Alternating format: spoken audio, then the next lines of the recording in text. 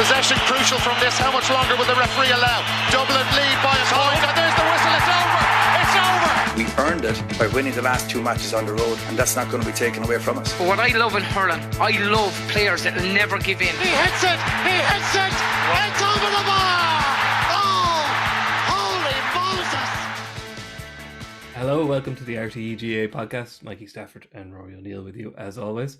This week we've been joined by Denis Walsh of the Irish Times and by Brendan Maher, performance coach with the Offaly Hurlers, recently minted performance coach with the Offaly Hurlers. And I should mention Denis also is only recently minted with the Irish Times, so we've got two guys here with new jobs. So congratulations everybody on your moving up and around and about in the world. Thanks, Mikey. Brendan, I guess it's an interesting role for you. First of all, I think most of us were quite fond of the idea of you being on TV, so hopefully that will continue.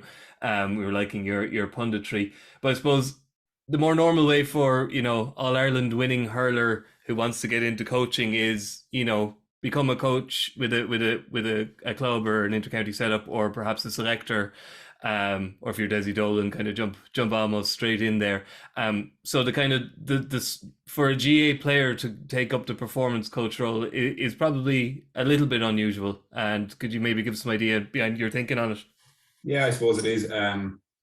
It's an area I've always had a huge interest in, and I've a bit of study done in it. And it's something I'm doing day to day in a work capacity in the executive world, I suppose, in the corporate world. So it's not new to me as such.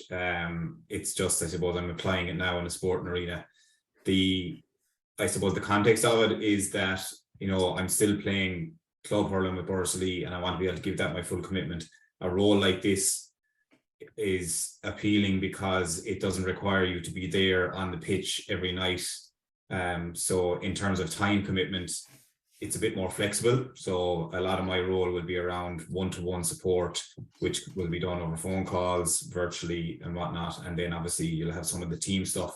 I'll be making as much trainings as I can to observe the group and to interact with the lads. But, I suppose that's what's appealing about it for me, where I am currently. I want to stay playing with Borsley. I want to be able to give that full commitment. So it's an area I'm interested in, and it was one that was, I suppose, quite appealing to me for multiple reasons. The area itself, Johnny Kelly being manager, I have a really good relationship with him. He was with Borsley for 5 years, and his head coach is my older brother Martin. So the connection. So who made the approach? Did you approach them, or did they approach you? Look, it was a conversation. I would have done a bit of this stuff with Johnny in the club. And on his appointment, I suppose I congratulated him, and we started chatting. And it's a bit like how did you meet your wife? One thing led to another. It's just it's the whole. It was kind of just said, look, I'm doing a lot of it in this area. If you want any support, I'm there for you. And then he came back to me saying, look, I think I'd love to have you on board. Would you be interested in doing it in a more formal capacity, I suppose? So I had to think about it. It's in place a number of weeks now. It didn't just happen this week. It broke this week, but we've been back and forth on it over the last month or so. Yeah. Denis, I think those of us obviously who kind of know Brendan's kind of his background and kind of what he is doing work-wise now, this isn't a great surprise. As I said, the kind of surprise here is that he's so recently retired from intercounty hurling. It's interesting because, as you mentioned in a wonderful column you wrote for the Irish Times this week, which I think everybody should read. It's funny, and also kind of gives the potted history of sports psychology and performance coaches in the GAA, and they have been qualified psychologists, or they have been in the Donegal, Callahan, Gordon Darcy mold of people coming perhaps from professional sport. In Ireland, that's most likely going to be rugby. So it is kind of unusual that for Brendan, a hurler, to be going in with a hurling team. Yeah, I suppose it is, Mike. It's great. It's great to see, because obviously people from, I think, Brendan's generation would have been exposed to a whole load of sports science and preparation on a different level to other generations. They're just more exposed to modern thinking and modern practices and so on. And I've no doubt there'll be more people like Brendan with the personality, as well as with the background, and with the the kind of exposure to this kind of stuff, this kind of expertise, who will take it on in future? That's without doubt. I mean, there's an awful lot of crossover in the GAA now, which is great. The GAA has become a lot more open to other sports, people from other sports coming over, and there's not a lot of crossover in the science as well. There's not a lot of kind of common ground. So it's been a real, last 30 years, even more than 30 years, there's been a real kind of not a drift towards this. There's been a push towards this from GAA teams and GAA managers, that teams are looking for whatever inch or whatever percent that they can source, and sports psychology is a huge area for teams to try to. I think when teams don't have it right, or when that area is wrong, I think it really hurts teams. I think teams might struggle to quantify how important it is when it's right, but they really know when it's wrong. Yeah. Rory, it was interesting, I suppose, from a TV perspective, that Caroline Curd was, during the Limerick kind of banquet this year, she was up on stage, she was interviewed, she was introduced as who she is, kind of Limerick sports psychologist. She didn't give much away, no. No, well, that's the one thing she was never. The fact that they got her on stage was impressive enough, I'd say. But and we go back to 1996 and Niamh Fitzpatrick and kind of the smoke and mirrors and kind of the mystery, and almost like that she wasn't hidden away, but there was nobody blowing trumpets about her either. We've kind of come to the point now where it's accepted, and like it's almost as if as an inter-county backroom team, you're going nowhere if you don't have someone in the ilk of Caroline or Brendan on board. Big time.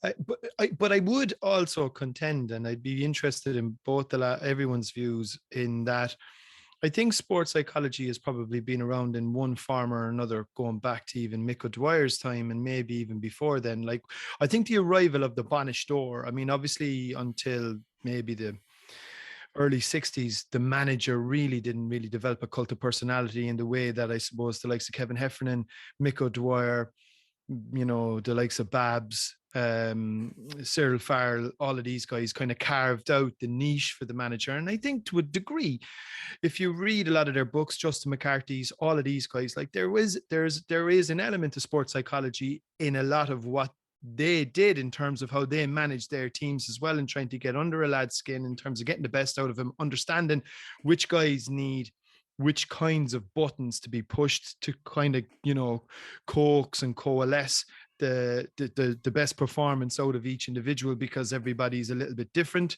It goes back to the old cliches, which fella needs the arm around the shoulder and which fella needs to kick up the hole. And I think that's always been there. I think where it's probably gone now is there's a much more scientific approach to it. I think there's a huge amount of research gone into it.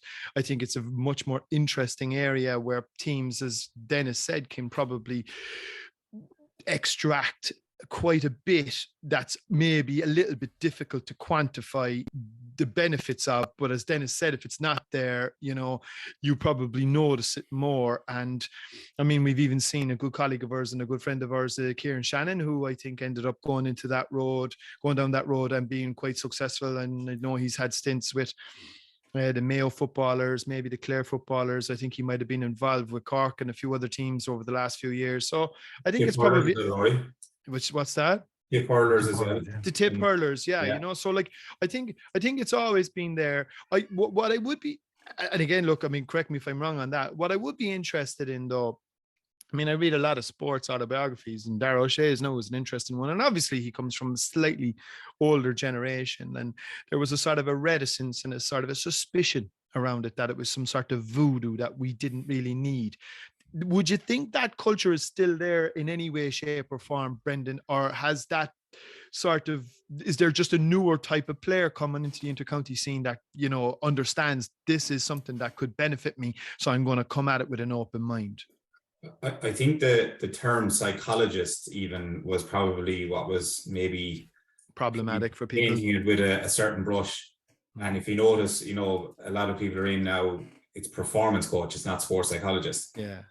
So I'm not a psychologist, but I've a lot of study done in different areas, in leadership, in emotional intelligence, and in coaching. So it's more of a holistic approach, I'd say, to performance, rather than purely looking very deep at psychology, because you're dealing with players who might not have much exposure to it and interest in it, but you're not trying to force psychology on the player. You're actually just trying to support and help them get the best out of themselves. That's it in simplistic terms. And the demanding role of a manager of a hurling coach and selectors, that's so demanding in itself. I think it's that extra support. It's just it's the same reason why S&Cs were brought in and nutritionists were brought in.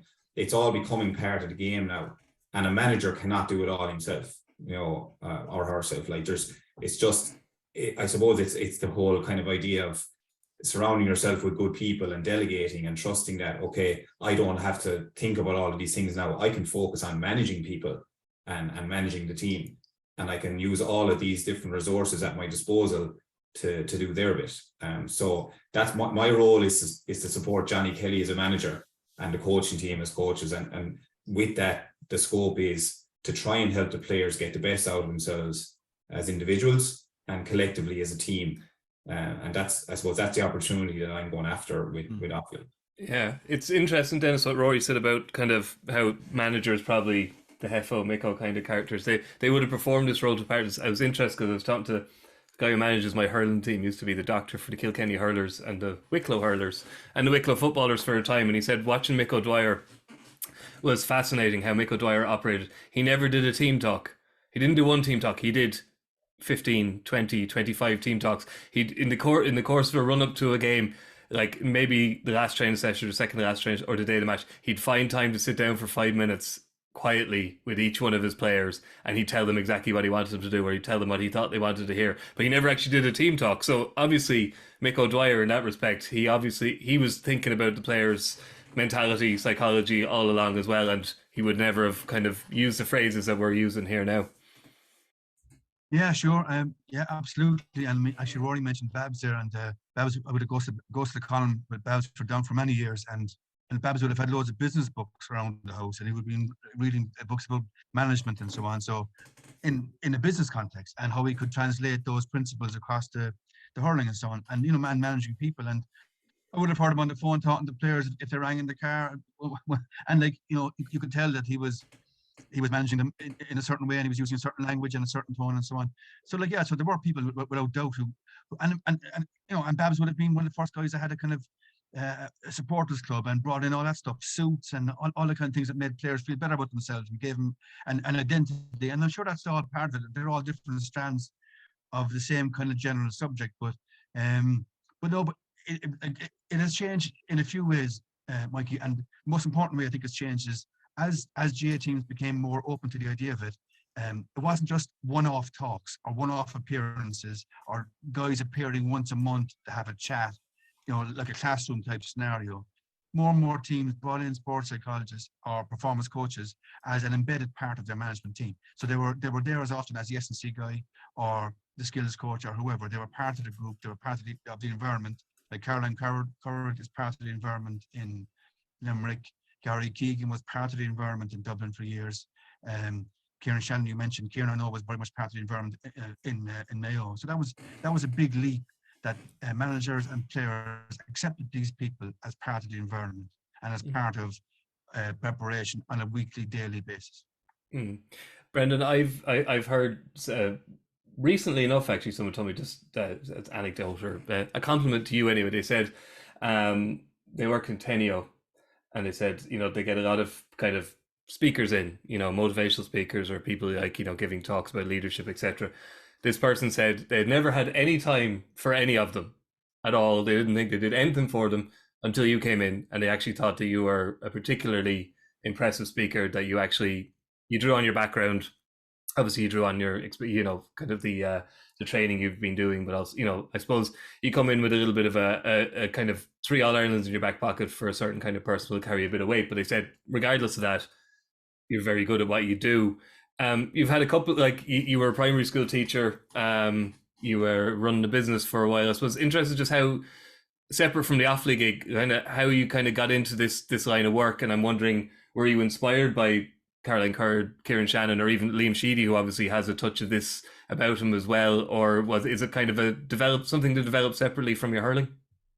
Yeah, a bit of both. Yeah, so I suppose when I was, when I decided to take the career break from teaching back in 2017 and got into the whole world of consultancy, that took on a life of its own, and I think there was probably a kind of a wider thing of applying what I was learning in a sporting environment and applying that in a business context. So I obviously did that by setting up my own business and still have that, and that's running away. And I try to apply as much of what I know from kind of being involved in a sport environment in that sense. And from the consultancy point of view, it's now then you're just trying to kind of transfer it across.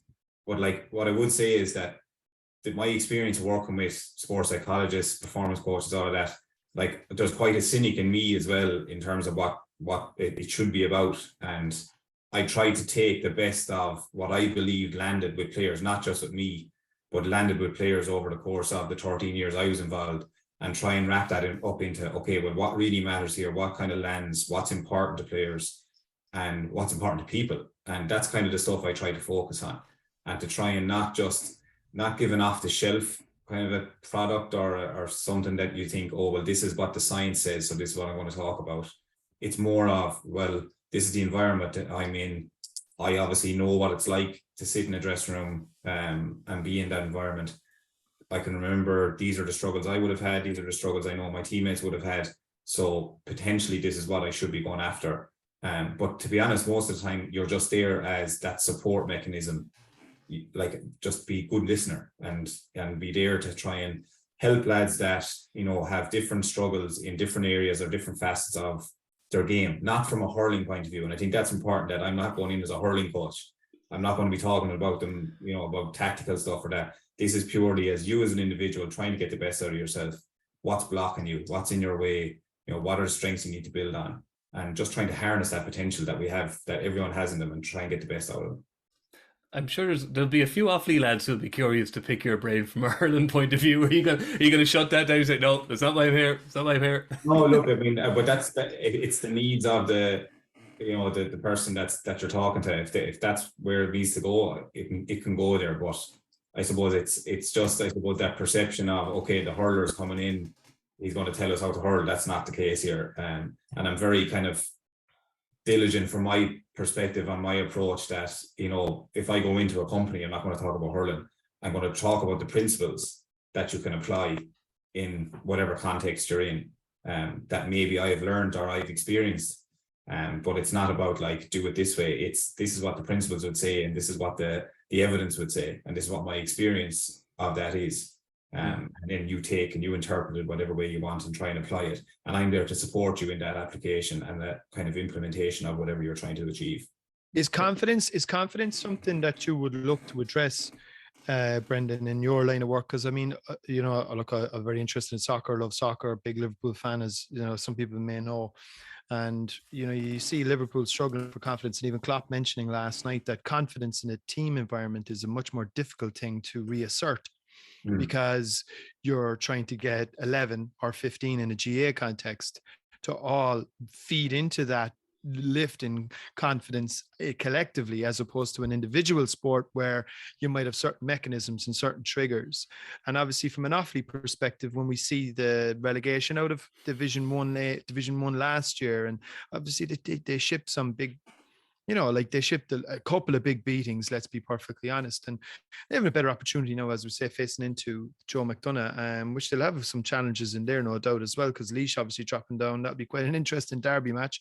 But building confidence in a team that maybe have had their confidence knocked, is that something that you would look to get in and address and try and build, or is that something that you just leave to the management? Or no, it definitely is something that, you know, you'd want to be trying to, I suppose, add something to or support. And, you know, I always say, like, confidence and belief comes from evidence, and evidence comes from action, obviously. So, you know, what are the actions? Like, what are we doing here to try and address this? And that's from both from an individual point of view, and then how does that come together as a collective? So, like, you take Liverpool at the moment, it's a struggle because their games, like, are so close, and there's just like, it's the opposite of momentum. Do you know what I mean? It just kind of comes on you, and it's just, you're trying, but those actions, the outcomes of those actions just aren't there yet. But I've no doubt, like, you know, you listen to Jurgen Klopp speak and you listen to the players speak.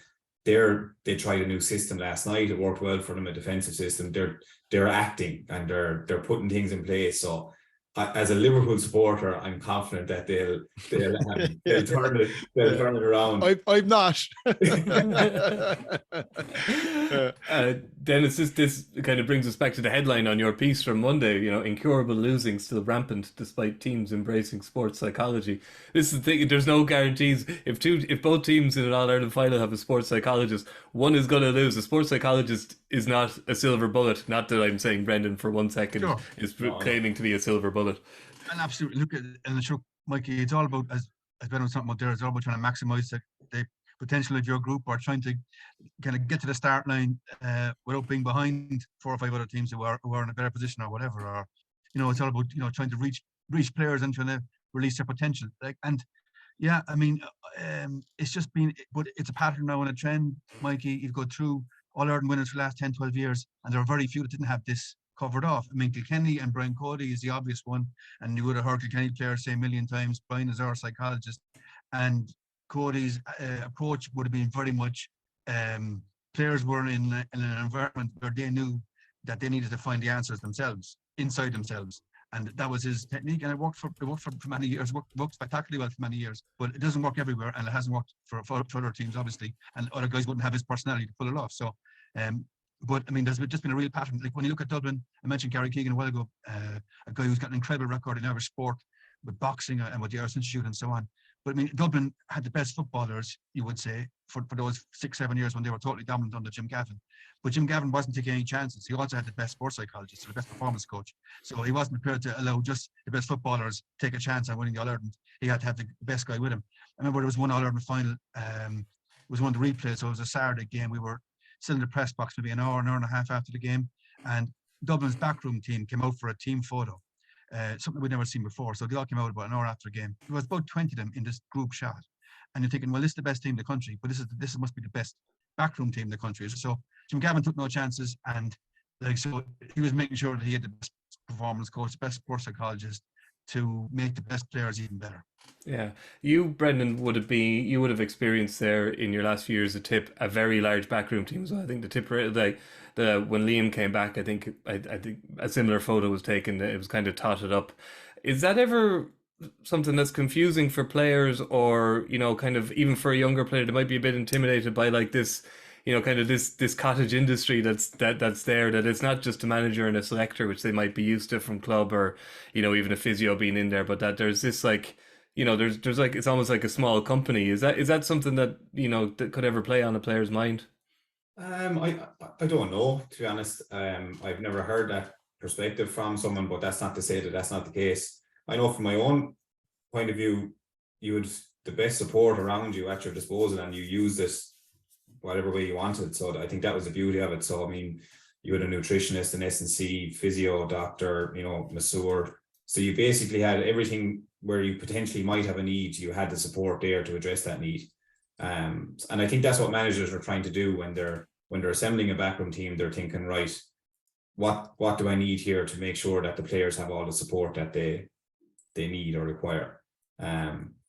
And obviously with panels being large and the demands, there's probably an aspect of this where the training levels and the physicality levels and everything have gone so high that there's a need for more. I know we had 3 masseurs for a while throughout the season because so many lads were broken down. They needed it. So Liam, I remember, got in an extra masseur just for a few weeks, and you'd have, you could have 5 or 6 lads up then every few minutes to be changed, and it was just churning them out So there's, it's trying to facilitate a large group where the demands are high and the pressure is high, and you're trying not to leave anything to chance, I suppose. So I mean, if we're able to get these people and the resources are there, I mean, why would you choose not to, unless you had a valid reason? So I don't think, maybe I'm wrong here, but certainly in the case of Liam and any of the management teams that I've been exposed to, there was never, somebody involved for the sake of being involved. Oh, yeah. There was always a reason and a need that was there, that was being addressed. I'd imagine so.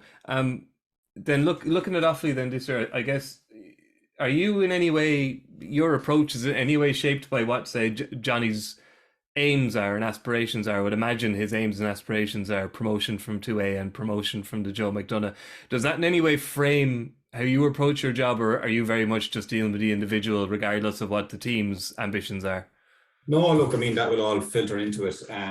But I suppose, stepping back from that, a big part of me wanting to work with Johnny is we would share, I suppose, similar principles around what a good team environment should look like, what a good team performance looks like, what individuals look like. So, I mean, that kind of philosophy is shared, I think, between the two of us, which is why, I was saying would love to work with you. So, no, it will look, I mean, that'll all be part of the journey. It's a part of every team's journey. They'll start out at the start of the year going, right, what's the goals? What are we going after? What needs to be put in place to make that happen? And you go off and try and have a go at it. So I'll do my best to make as much of an impact as I can and support them on that journey. And I'm looking forward to it. It's while it's still the same game that I've been involved in all my life, it's different territory for me. And it's nice to be doing it in an area that I'm passionate about, obviously, as well. So can't wait to get started. Yeah. Any word, Dennis, on who Derek Ling is getting in as a performance coach now that I guess Brian Cody won't be available to him? Yeah, I haven't heard, Mikey. No, I haven't heard. I'm not sure. Well, you wouldn't know. I mean, who knows? I mean, maybe Derek now will just take a completely different approach and be a whole new departure. Like, who knows about that? But it's interesting. It's interesting to see how we get on. I'm sure he's a smart guy. That's for sure. He certainly is. I suppose just moving away from that now, I suppose, and just looking at the hurling, kind of the landscape is very, very changed, Brendan. I think, if you look at kind of Liam McCarthy, the amount of new managers there are, you got Derek, you got Davey, you got Liam Cahill in your own native county, Pat Ryan, Micheál Donoghue. It's going to be an intriguing year, isn't it? Because there's a lot of counties where there's just going to be wholesale changes in personnel, approaches, aspirations, everything. Yeah, look, there's been a lot of movement. I'm looking forward to it. I think, I think there's going to be, I won't say surprise packages, but I think there's going to be impact made. When you list out all the people there that have gone into new roles, they're all people very experienced who have a track record, who know what works and know how to make an impact. So I'm certainly looking forward to what way it transpires, and obviously with a very vested interest in how Liam does with his team and the lads here in Tip. Like, I mean, there's I'd say an optimism in a lot of counties, with the new appointments. You talk about Micheál in Dublin, Davey down to Waterford, Liam and Tip. Like, there's a buzz around a lot of counties looking forward to next year, and it does bode well. I think it has the makings of, there'll be plenty of fireworks, I'd say, on the sidelines and on the pitch, with some of the personnel involved. It is a fascinating championship though, Mikey. Like, I mean, it's the first championship since 1998 without Brian Cody involved. I think even that subplot alone, I think, is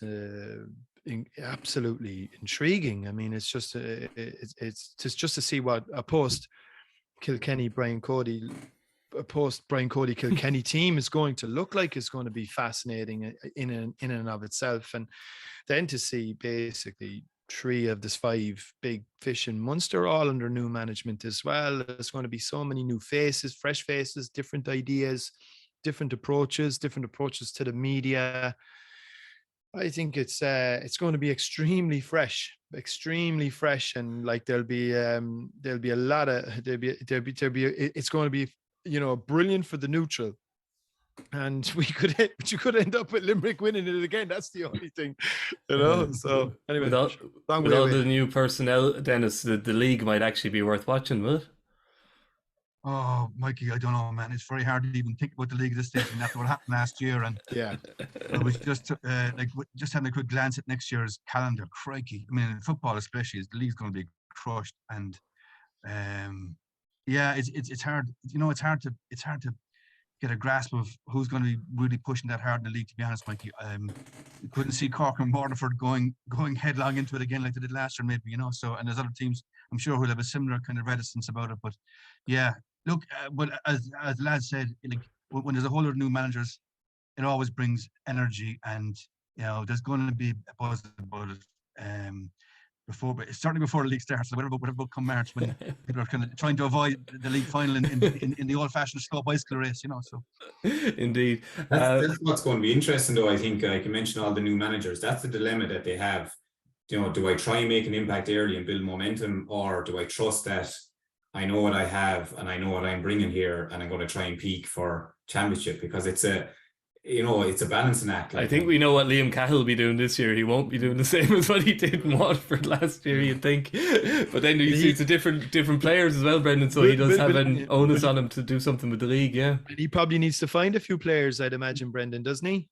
Yeah, like I think there's a lot of They all do, yeah. But like certainly in that case, and you think of Davey going to Watford as well, he's probably going to want to freshen things up a bit as well to, after the year that they had. So there's so much at play. I think it's a real dilemma for a manager to make that decision, and they have to stick with it. Then they can't, it's not a case of like, right, we'll go hard now for a few games and then we'll take it. Like, that doesn't work and it doesn't happen.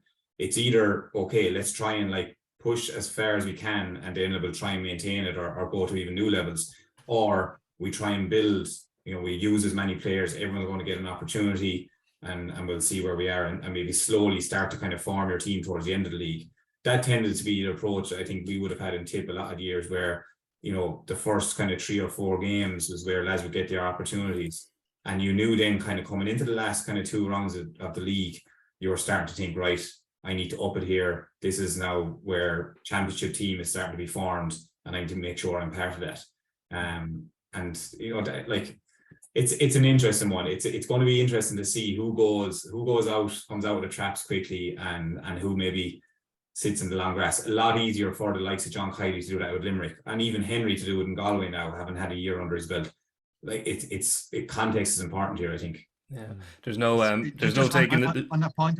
Yeah, go on, Denis. Just on that point, though, Mikey, it's a shame in a way, because there was a time when you could nearly pick out games that would have meaning in the league, and that would be meaningful. That when you're watching the game, you're saying, there's going to be something on this. There's going to be something on this. Yeah, exactly. Yeah. And I mean, Brendan mentioned now Liam Sheedy. I remember Liam's first time around in 2008, 2009. I remember a couple of really big games against Kilkenny in the league, because Kilkenny were never not trying. So, and they were always trying to put teams away early in the year. So I remember Sheedy put in a lot of importance in those games. But no, I just don't know, lads. Next February, March, will we even find one of those games? Well, there'll be a few in Division 2A, because Offaly are going to be determined to get back up into the top flight, and that, Brendan, there'll be no arse boxing in Division 2 anyway. It's you need to top that table. This is where I stay quiet. Very good. On that note, gents, it was great chatting to you both, Denis and Brendan, and myself and Rory. We'll be back with you next week. Just to mention, on the television we have Dublin hurling semi-final, Rory, on Saturday evening. Yeah, the old derby, Crokes Bowden. So very, very interesting one. Crokes on the march for another double. They're going for the double, as we know. Bowden, I think, would be quite happy to stop them. But it'll be a good game of hurling, I'd say. 40-year-old Conal Keeney. Fair play to him. Okay, we'll chat to you next week. Thank you, Denis. Thank you, Brendan. Good luck. Talk to you. From this, how much longer will the referee allow? Dublin lead by a point, and there's the whistle. It's over. It's over. We earned it by winning the last 2 matches on the road, and that's not going to be taken away from us. But what I love in hurling, I love players that will never give in. He hits it.